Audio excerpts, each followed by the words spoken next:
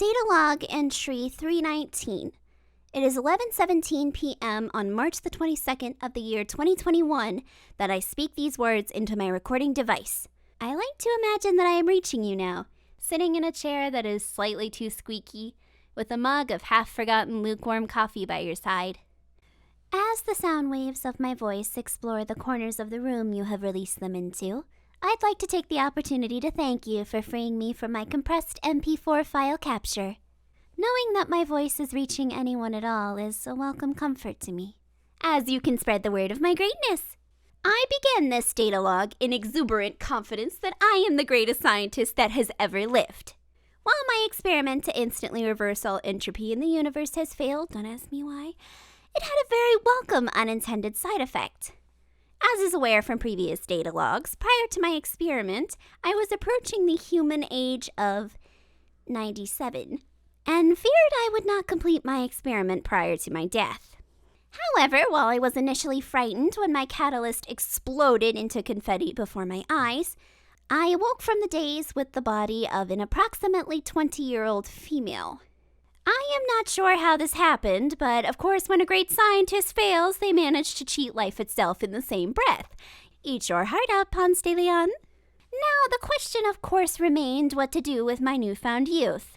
Of course, I started at Harvard University when I was merely 13 years old, so the idea of a youthful experience is something that I am not very versed in.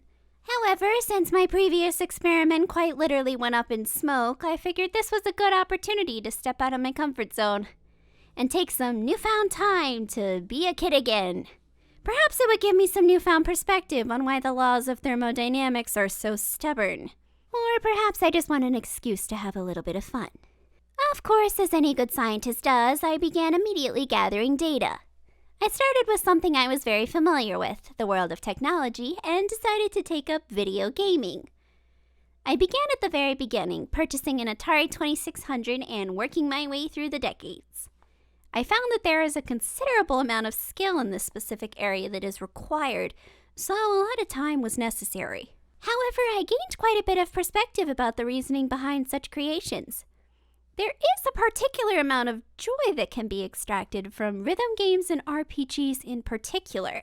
It is a bit shocking to me, as this was something previously I never experienced, and this newfound amount of emotion can actually be somewhat difficult to control.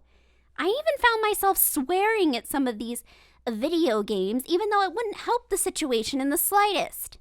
During this time, I was told frequently by fellow gamers I had a heckin' sexy voice. Of course, immediately I had to confirm this hypothesis, so I began an experiment with refinement of my vocal cords. For some reason, this new body derives an immense amount of joy from making silly noises and singing constantly. I believe I might have been put back into the body of a girl whose ideal role in life would have been as a Japanese idol. Of course, as any good scientist does, I have experience with several languages, Japanese being one of them, and this body particularly enjoys singing in various languages. I have included an excerpt at the end of this audio log to catalog this strange event. Anyways, why am I making this audio log? Well, after investigating video games and usage of my vocal cords, I heard rumors that there were various fictitious creatures appearing online and interacting with those who watch them. Upon consultation with my fellow scientists, one of my colleagues who has several grandchildren, overrated by the way, informed me that this is a phenomenon known as VTubing. Obviously, any good scientist would want to investigate this phenomenon. I noticed auditions were up, so I chose to submit this audio log. Please put me in contact with these creatures immediately. I have more than the necessary credentials to entertain this chat, as well as investigate how you have managed to find these strange beings. Thank you for your consideration, and I anticipate a positive response.